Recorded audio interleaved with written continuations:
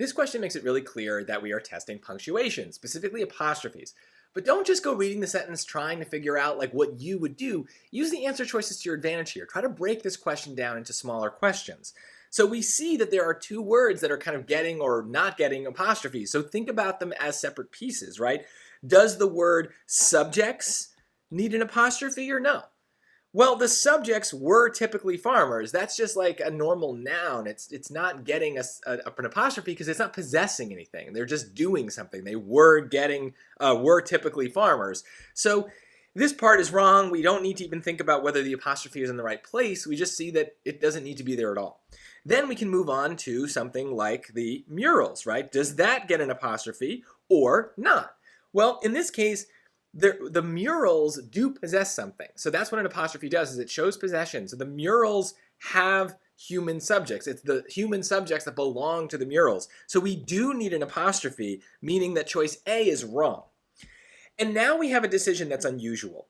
We do need to think about where this apostrophe goes. So the SAT, a lot of times when they test apostrophes, it's really just about the kind of decisions we've already been making so far. Does the word need one or does it not need one? Occasionally, we need to think more about the rule with apostrophes. Where does it go? And the rule is basically this.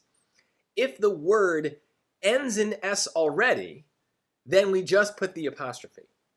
If the word does not end in S, then we add the S along with the apostrophe. So apostrophe and then S. So we need to decide, is the word here mural or murals?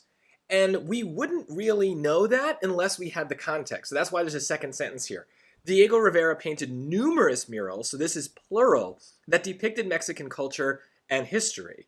So it stands to reason that in this next sentence we're continuing and talking about all of the murals as a group. So the murals, plural as well, their human subjects were typically farmers or laborers. So we need choice C because this is a plural word that we are then making possessive. Choice B is a single mural, and the S is only there to show possession. It is not there for any sort of plural reason.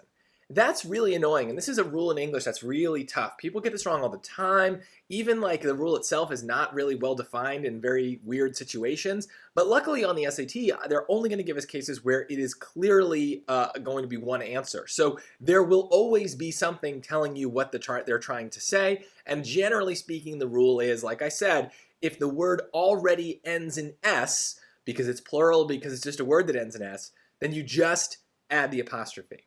If the word doesn't end in S, because it's singular, or because it's a weird, irregular plural word, then we would add the apostrophe and the S. So if the S is there, just the apostrophe. If the S is not there, we add the apostrophe, then an S. Hopefully that clears it up for both the SAT and just general writing habits.